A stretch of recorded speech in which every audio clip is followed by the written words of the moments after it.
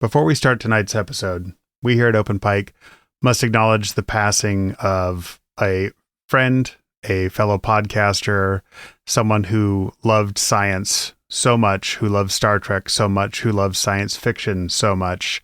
Sabrina Wood of the Sci-Fi Sisters, you will be missed. Your love for Star Trek and science and your passion for life will be missed. And there's one less star in the sky tonight. We may have only known you a short while here at Open Pike Night, but you brought so much fun and joy to the times we got to spend with you.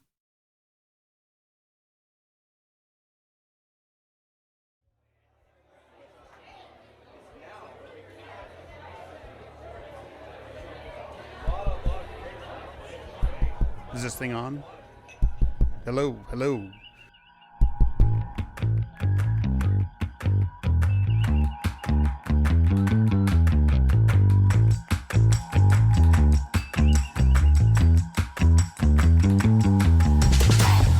Welcome to Open Pike Night, the Strange New Worlds podcast where your personal logs are the prime directive. I'm your host, John T. Bolds, here tonight to discuss the two teasers that were dropped at New York Comic Con 2025, one for Season 4 of Star Trek Strange New Worlds, and one for Starfleet Academy, and we finally have a release date for that. Joining me tonight are my co-hosts, the man who chose 1 out of 3 M-class planets in the range and happened to choose the one that has podcasts, Jesse Bailey. I figured it was a safe bet because it was called Podcastia 5. So I was like, if they don't have those there, I'm going to look like an absolute moron. Yeah, it's a good call. And the man who just is ready to chew up scenery more than Giamatti in the Star Trek Academy and Starfleet Academy trailer, Cameron Harrison. I'm trying to think of a Paul Giamatti line. I am not drinking Merlot. Yeah, there you go. There we go. That's right. Pinot Noir all the way, right? He was a Pinot fan. So we got a couple new teaser trailers. How you guys doing after we had a little bit of a break there after season 3 of Strange New Worlds? You guys all recovered? A little bit. Yeah. We did. A little bit recovered. Yeah. I think this is the first time I've needed a break. From the world of podcasting about Strange New Worlds. And it's not like a reflection on the show or anything. It's just like so many, real life things happened during this season of Strange New Worlds. And I didn't really feel like I had time to process those mentally or emotionally or otherwise. So everything kind of hit me at the end of the season. I was like, oh, man, there's a lot to think about right now. And now I don't have to focus on the show. And so, I've been just kind of like a digital nomad for the last couple of weeks. And it's been nice, but I'm really excited to be back talking about Star Trek, especially with people like you guys, because I know that you're going to have good things to say about these trailers, or at least insightful things to say about these trailers. Yeah. Well, do we want to start with the Strange New Worlds teaser clip, or do we want to start with the Academy trailer? I say Academy, make them wait. Okay. So the discussion about the Starfleet Academy teaser starts now. What do you guys, first of all, January 15th, like that's not very far away. That's 2.5 months-ish. Yeah. Mm-hmm. What do we feel about that? Is that too soon? Is it soon enough? Are we salivating? Where are you guys at? That gives us 2.5 months to figure out what we're going to do regarding coverage for it. So January 15th, are we thinking 10 episodes? Have they confirmed how many episodes? I don't know if they have. I feel like 10's a safe February, bet, March. So that puts us, what, end of March? Yeah. And then, so if end of March, that gives us April, May. It only gives us 10 to 12 weeks between that and next season of Strange New Worlds, most likely. Sounds about right. Yeah. That's not bad. I think that's a good spacing. Yeah. I'll take it. Yeah. And we'll know more about how our coverage will look when we find out if we're getting screeners for that show. True. Yeah. Sure. Yeah. I think it's safe to say that patrons will definitely enjoy our coverage for sure. Yeah. Well, at least do some sort of patron thing, if not more. Discussions are ongoing. Yeah. So how do you guys feel about the trailer? Look, I'm still interested in the show. It's still got a great cast. I'm curious about, the world building I hope they bring to the time period that it's set in, because we've only had 2 seasons of Discovery for that yet. And this is kind of a new era for that time period. I think as a trailer, it's not what I would have done. Yeah. It's not how I would have got this trailer. It takes a third of it to get to them talking about or showing the academy. Yep. We get a whole bunch of traumatic backstory that with a lot of exposition. I don't know what's going on. We see Starfleet Academy, but apparently then we're on another planet that can see Earth and another planet from it. I'm confused. Just open with someone going to school. Yes. Just open with the line, oh, is that the school? And then introduce the characters. The first time I watched it, I was like, they didn't even introduce the characters. And the second time I was like, I guess they did, but I still don't know who anyone is. You didn't name anyone. You didn't give us watch the Guardians of the Galaxy trailer and just do that. Outside of Caleb, who I assume is the main character. Why do you need a main character on a? You don't. Yeah. I'm okay with it. I'm gonna give it a shot because Discovery having Michael as a main character was new for Star Trek, and I really like Discovery, so I'm willing to give it a shot. I'm a nitpicker. I don't like the name Caleb for the lead of my Star Trek show. Like that doesn't feel like it's a name in 1,000 years. But to your point, Cameron, about like the timeline, having this be after Discovery, but before Discovery's like finale, post Coda. Yeah. Like I think is an interesting way to do this. I was glad that we got to see so many of the people we got to see in this trailer. Love seeing Reno, love seeing the Doctor, love seeing Tilly. Yeah. But I have read still doesn't get a word in edgewise. And I've read that Tilly is not in this as much as people might expect her to be in this. So that gives me pause. But Giamatti may carry this for a season. Like the few scenes that he's in, I'm like, this guy is having fun. He's doing Star Trek villains right. This is how you play an angry Starfleet nemesis. I'm totally here for him. And as I was telling John before we started recording, I'll watch Holly Hunter do anything. Yeah. I don't care what it is. I think that this show, like many Star Trek shows, will end up relying a lot on its star power. But Cameron, I'll disagree with you as far as the trailer goes, because if you want new people to watch your Star Trek show, maybe an audience that you haven't already captured with the Star Trek franchise, I think this is how you would cut the trailer. And my was guess wondering is about that. I think that's probably what this is. This is general audience trailer.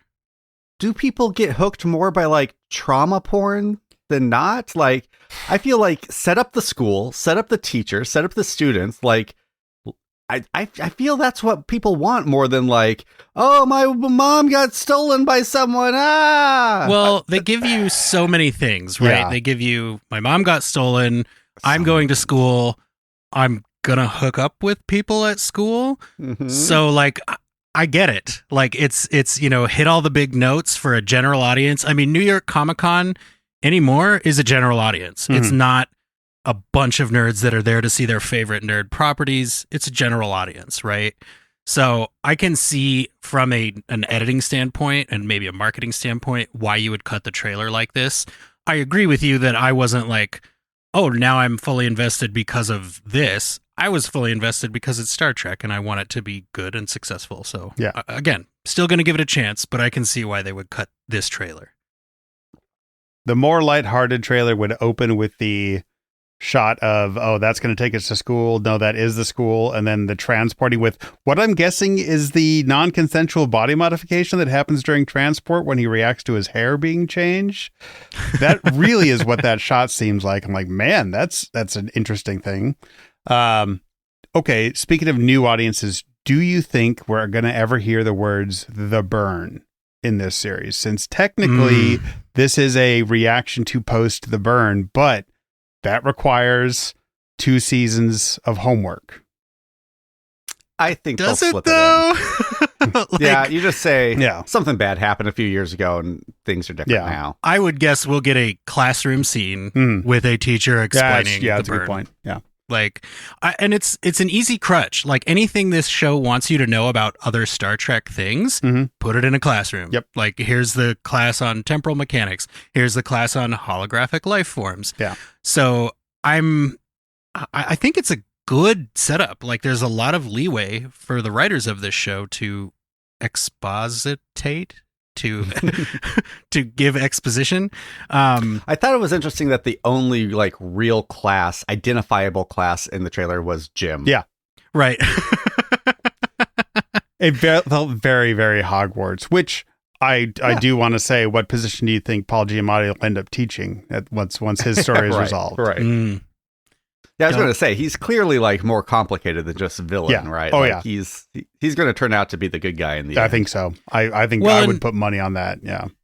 And to the point of the burn, maybe he was desperate during the burn. Yeah. Because that first, interaction takes place a long time ago. So maybe he's like, look, I have to do this to help whomever. Yeah. And I feel bad about it. But like, he's definitely got some The Bride energy. Like, hey, if you ever want to kill me in 20 years, look me up. I'll be down to wrestle with you, So like, I'm very interested in it. I think for me, like I was saying, the key is going to be those stars. Like, there was one line where I was like, okay, well, we didn't need that, which was the main character saying, why is everything a lesson here? And she goes, because it's a school. It's like, you just said it's a school like 25 seconds ago in this trailer. Other than gym class, nothing about it looked like a school. Well, also, speaking of the school, and we've all mentioned it, like, I know I'm the guy who come to a Star Trek show for hologram hijinks or holodeck hijinks. And now, of course, I love the holodeck hijinks, but I think we've had enough Star Trek in space. Can we just have a Star Trek show on Earth? It's called Starfleet Academy. Can it not take place at Starfleet Academy in San Francisco? And we've established Academy was on Earth at one point. Yes. Hundreds of years ago. Well, they keep showing it. The shot of the building with the bridge in the background, I'm assuming is the Academy. And it looks like some stuff takes place on Earth. But yeah, I know that they need a ship that they're going to fly around in. I get it. That's the key. Like, when people were angry about DS9 back in the day, from what I've heard, because I wasn't there, it was, why are they in one place? Why are we in a parking lot? Yeah. Why aren't we going different places? And then at some point, the show introduces the runabouts, right? And then later on, you expand from there. I won't get too spoilery for you, Cameron. Hopefully Cam's watched the first episode of season 3 by now. Have you? No. I'm waiting until we start coverage later this month. Oh, okay. Okay.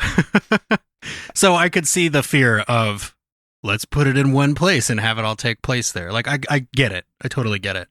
Because it is also called Star Trek, right? Like, well, also, the Trek part of that is you got to go places. I mean, we've got to presume that this is not Starfleet Academy, right? Well, and maybe it's the first. Is it supposed to be the first class of Starfleet Academy after the burn was resolved? Is that what's going on here?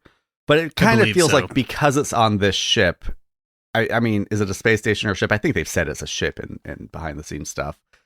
Like, it feels like this is a special class, right? Like, they're bringing together a team. Starfleet Magnet School. Yeah.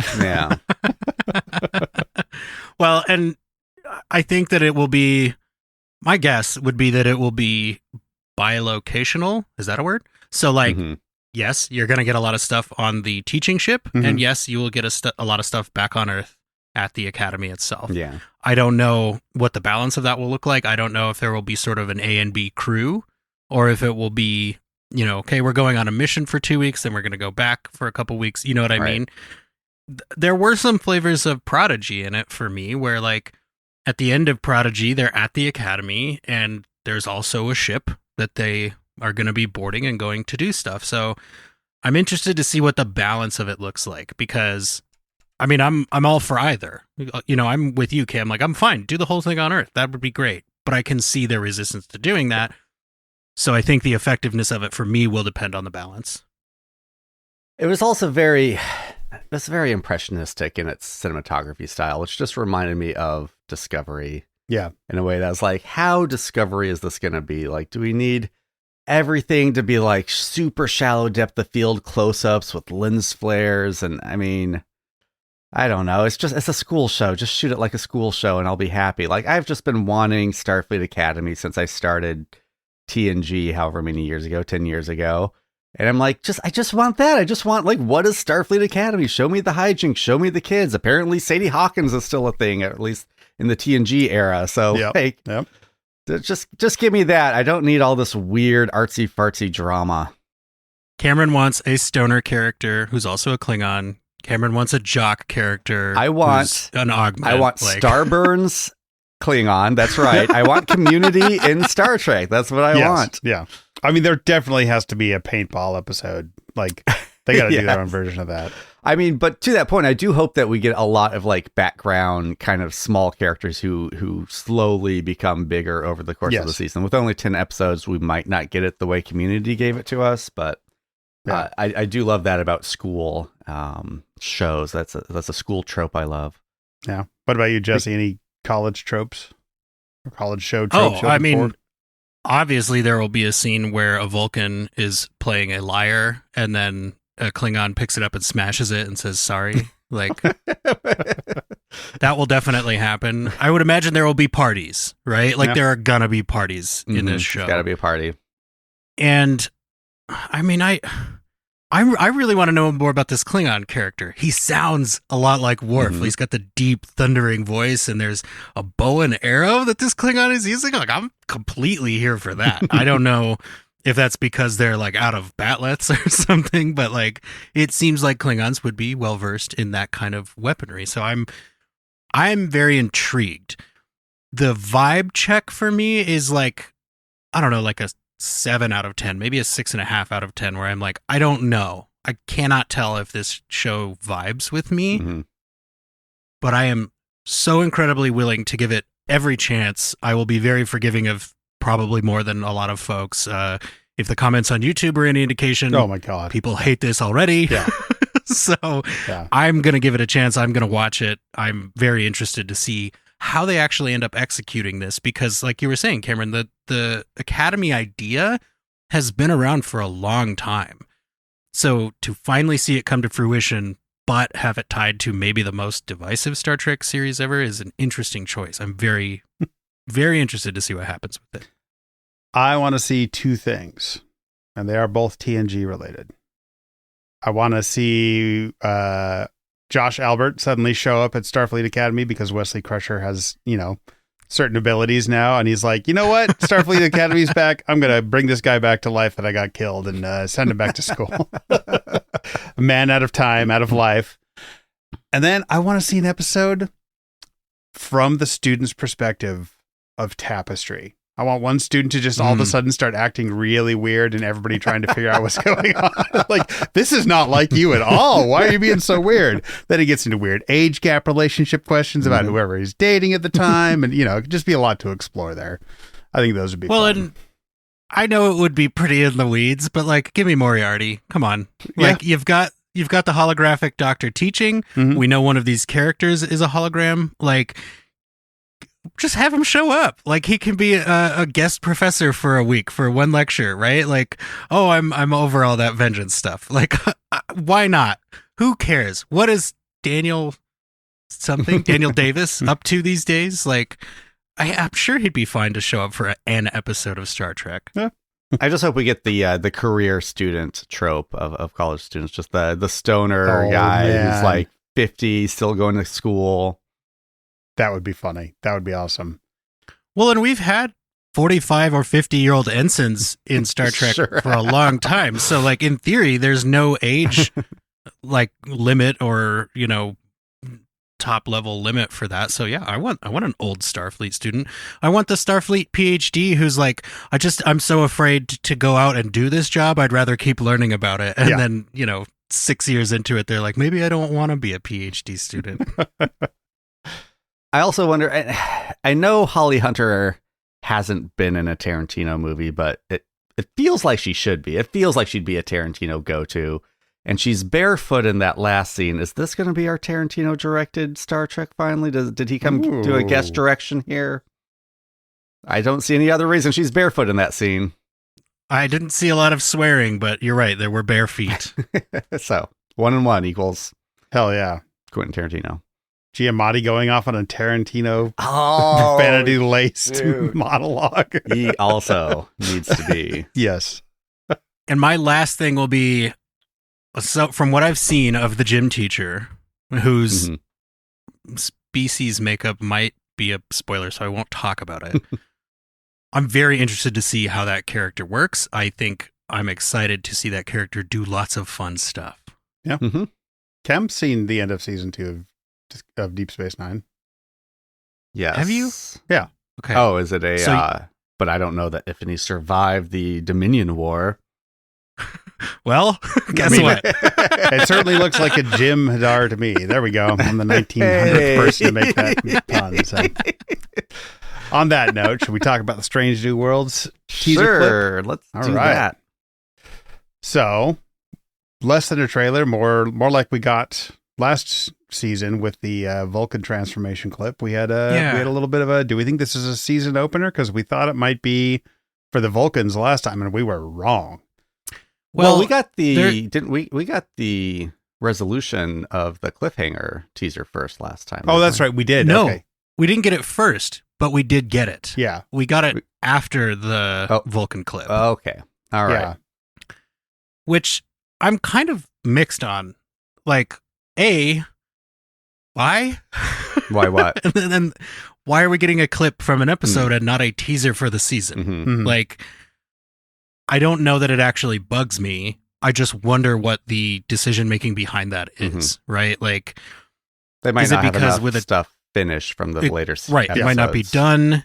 It could also be like a tone thing, like teasers are fun and exciting and action packed. We want to show with this that the tone of season 4 is more serious than season 3, which is something that Henry and Akiva have both mentioned in other interviews.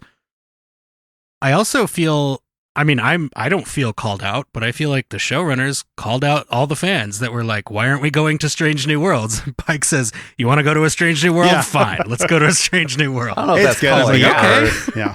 Yeah, it's not calling out so much as it is like answering a sentiment, right? It definitely feels like it's acknowledging the fans. I said this on Discord, but this does feel very different from what they did last time, which is last time we got the Vulcan clip, which very clearly set up, look, there's going to be a Vulcan body swap episode. That's what this is. Yep. And then we got the resolution to the cliffhanger clip. They gave us the first few minutes of the first episode, which still seems crazy to me. So they gave us this one this time, which we have no idea. Clearly something is going to happen on that planet. We are minutes away from a huge twist, but they are not giving that to us. And I love that. I love that it's a mystery. Yeah. I also, it feels very acknowledging of the fans. Hey, you wanted to go to a Strange New World. We've heard you. We're going to one. Unlike, oh, you guys really loved that last Vulcan body swap, right? Here's another one. Y'all loved it, right? To be Those clear, other 2 Vulcan body swaps. many of us loved the last one. And 20 yelling people isn't the whole audience. So they may not have even been aware, but at least within our circles, it did seem a little more tone deaf than this clip suggests. Yeah. I think you guys are missing the writing on the wall here. Who's on that shuttle? It's ladies' night, and I'm feeling right. Yeah. No, what ladies? Which ladies? Una and Ortegas and Uhura, I think. La'an. No. Yeah. That ladies shuttle who is are going down. not in.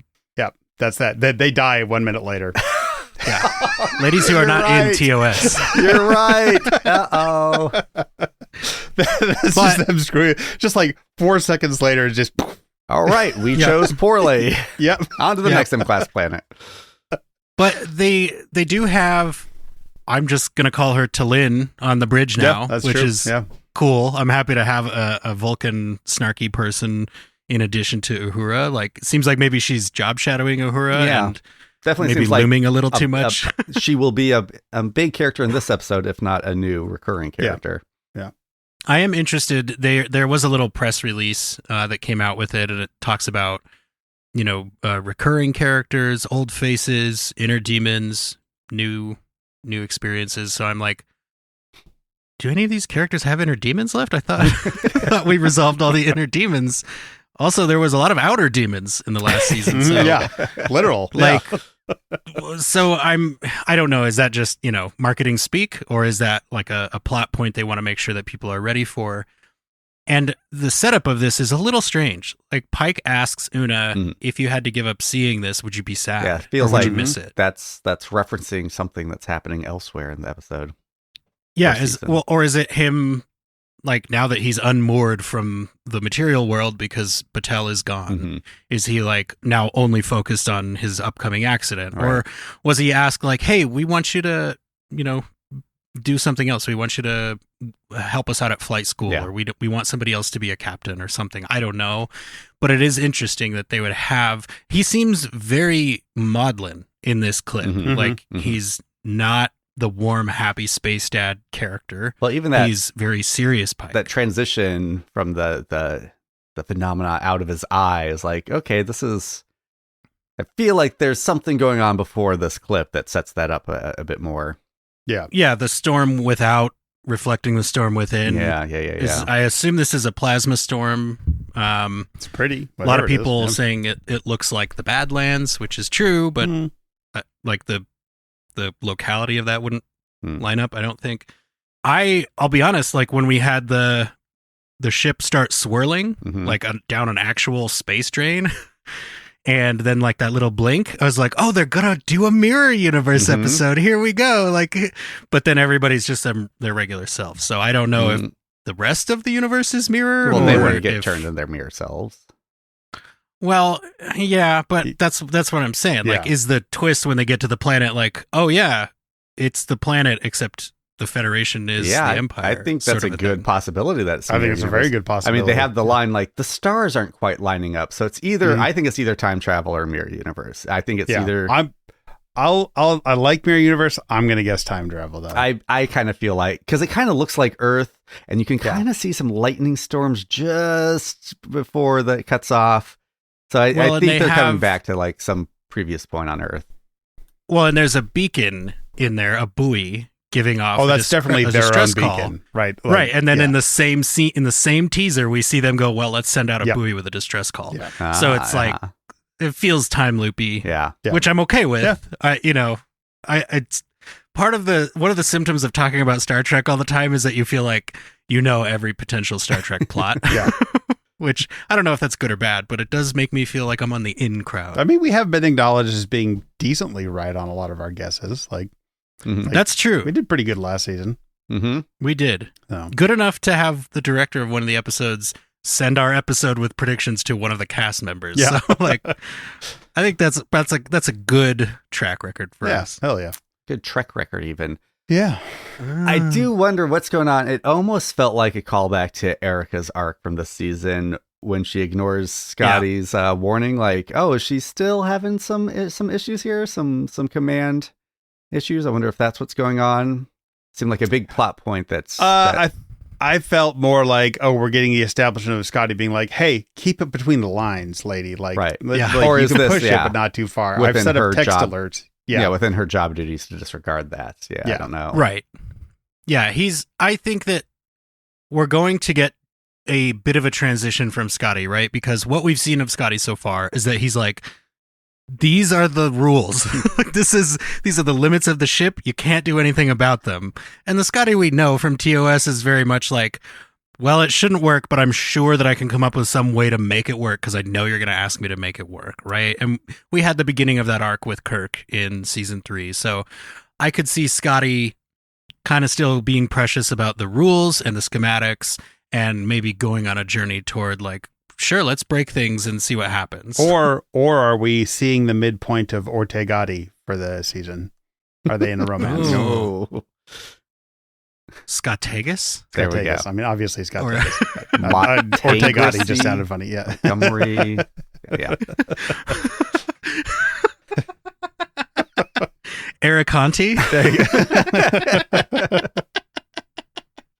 I like how Pike tells her to keep it at arm's length, and apparently she was thinking T-Rex arms because Yeah. when we see the exterior shot, boy, she's just like Right on top in of it, between yeah. those Which is flares. funny because she says very long arms. Yeah. Right. So it's like, what did you, maybe she just has no concept of distance. Exactly. Which you is guys know you have a interesting for long pilot. lens on that ship, right?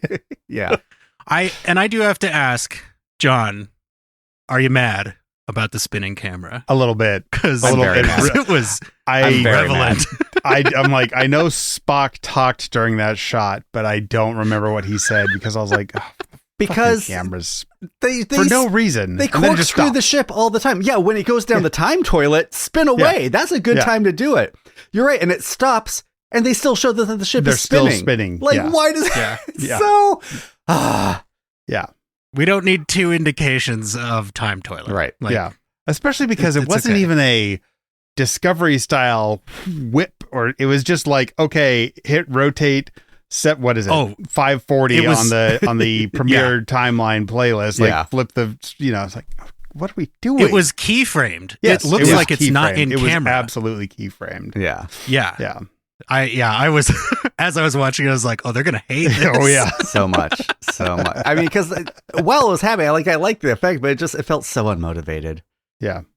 Well, and they cut like away from it and back to it, and Yeah. away from it and back to it. Like if you had just done that, on one person's shot, like we would have gotten it. Mhm. And again, we have the exterior. We don't need this. Yeah, maybe. But I will on, say, like the Vulcan, who maybe hasn't been on the ship when Erica's pulled these stunts, but they've all been on the Right. ship when Erica pulls these stunts.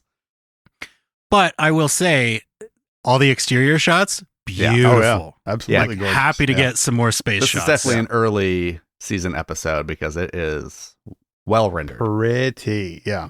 Yeah. Yeah. And yeah, I think you're right, Cameron, that it's probably a function of post-production where they're like, we don't have enough for a teaser, but we have this episode in the can. Yep. So like you can have a few minutes Yeah. from it. Yeah. And again, I love that it's setting up what is this planet on the other side of this warp bubble? Mhm. That's all I need. I'm going to watch season 4. Of course. Yeah, and the mention of the warp bubble made me think of static warp bubbles Mm-hmm. Mm. from Remember Me. So it's like, is this going to be somebody's interior universe? Is this Una's Mhm. experience of the interior universe, and she's going to start losing people, or she's going to feel like she's the only one that can be relied on for this? I don't know. But as far as the effectiveness of it goes, it's hard for me to point to because I'm like you, Cam, like I'm going to watch it. Mhm. Like they could put out no trailers for season 4 and I would watch season 4 with Yeah. rapt attention. So I would prefer no difficult. trailers and just a concrete release date. Like, I know Yeah. it's way too early for a release date now, but whoo boy, did they wait a long time Mhm. last season. So well, and like our screeners for last season, like here's a look Last behind the minute. scenes. We had to send an email that was like, hey, we're not trying to be rude, but yeah, but what the we know the show is coming out in this many days. Usually we get this thing, and we were kind of told like, oh yeah, sorry, here you go, our bad. Yeah. I would attribute some of that to the upheaval of Paramount as a business, etc. There's been a lot of turnover on their on-screen staff. We were happy to have them. We're very happy to continue to be able to bring you benefits based on our screeners, like writer interviews, that kind of a thing. Well, yeah, so we got a couple of those teasers, and we got any teasers for what's coming up, Cam? Yeah, we For sure Open do. Mic Night? Yeah, next week we will be doing our annual retro spectacular where we are going to send out the call, send us your thoughts about season 3. We're going to break down season 3. We've talked about all the individual episodes, but now we finally get to kind of, now that we've all sat with it for some time, what we feel about the whole season. Mm-hmm. Then we've got our annual Halloween special coming up after that. We've got some fun stuff planned there, so tune in for that. We'll put out a call for questions or something for you to send in. We haven't decided exactly what yet. And at some point, fingers crossed, we will have your showrunner retrospective. It's still being worked on. They're busy guys. But yeah, hopefully that'll be coming early November. And I'll probably talk about it more, but I will say I watched 2019's Ready or Not last night. Oh. Horror movie, Melanie Scrofano, delightful in that Mhm. movie. Captain Mhm. Patel. It's like, my girlfriend recognized her before I did. I was like, oh, that is her. Okay. She is hilarious in Oh. that movie. So I forgot she was That in there. movie- Cool. a tight 92 minutes. Yeah. I very much enjoyed. And So. amazing ending. Yes. Very cool. Yeah, absolutely. Yeah, definitely be watching our socials at Open Pike, be watching the Discord. There will be calls to action as we solidify plans and things like that. I have been, like I was saying, a bit of a digital nomad. So shout out to everyone who's keeping the conversation going in our Discord and on the various social medias. We appreciate that. We have not forgotten about you. We've got some new stuff up on the Patreon. There's more new stuff coming to the Patreon. And I have been just desperate for science fiction television. So I watched a show called Dr. Stone, which is an anime. And the premise is that one day everybody on Earth gets turned into stone. And there's one really super nerdy science guy who wakes up like thousands of years later and goes, all right, I'm going to rebuild society from the ground up with my knowledge of science. And it is very Star Trek adjacent, very fun, really interesting to see. And it's like, I think a nice reminder of how important science is in everyday life. Science is so important in everything in your everyday life, and you don't even think about it. For example, we're recording this on the internet. I can see John and Cameron, even though they're thousands of miles away from me. I don't know how any of that works, but I don't have to because somebody else already did all of that work. So if you're looking for like something to keep you your science feelers tingling, check out Dr. Stone. I think it's on Netflix. Cool. Good recommendation. Cam, you been watching anything lately? I was trying to catch up on Peacemaker. Also very science fiction fun there. A new take on the multi-universe. So yeah, just it's so good. It's so everyone's every episode. I'm like, oh, this actor's in it. Oh, this actor's being amazing. Awesome. Excellent. I mean, I loved the first season. So yeah. Mm-hmm. Yeah, and I was just gonna say the intro sequence is like just as good as the first season. Like it's songs that you're like, do I recognize this? No, I've never heard it before, but I feel like I should have heard it 1,000 times. And immediately becomes one of your favorite songs. Yeah, and I did read the headline somewhere that apparently there's a big twist at some point that was foreshadowed in the opening song all along. So now I'm always watching being like, what are they talking about? What's the twist? What am I supposed to be seeing here? Interesting. I'll have to start watching that. But yeah, it's been a long season, been a nice little break, but we're getting ready for the Open Pike Night off season. Mm-hmm. Shorter than last off season. Green shirt on season. Green shirt starting back up. I'll tell listeners now, you're not going to hear as much of me on green shirt because I am doing school full time and I just started a new job that has some night shifts. So my availability is going to be even more difficult to manage, but I'll be around when I can, and green shirt is going to be just as good, probably even better. I think there might be some old voices, new voices. We might be getting Marcy back to discuss Voyager once we hit the Voyager junction. So that's fantastic. Keep an ear out for that. Yeah. Hell yeah. And for any of you out there trying to decide, am I going to go to Star Trek Las Vegas? Is there any reason to go? Yes, there is, because we have already booked our hotel stay for Star Trek Las Vegas 2026. We would love to meet you in person. We'd love to get your thoughts on a physical microphone, and we'd love to hang out with you in Las Vegas. It's a great time. If you can make it happen, consider making it happen. We will see you there in 2026. A lot of other listeners have also already booked, so it's going to be Open Pike Con as well. Excellent. We'll make it happen. Yep. Hell yeah.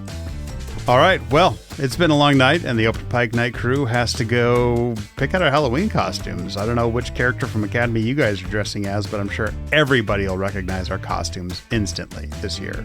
Well, you guys may have noticed that I shaved down to just a mustache, so that's a little teaser right there. Speaking of teasers. Oh, man. Cam Kirk. Mm-hmm. Yep. Oh.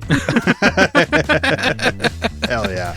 I actually have to pick out electives still before the window closes, so. Be sure to clean up after yourselves. Be sure to tip your servers. You can go anywhere you want, but you can't stay here.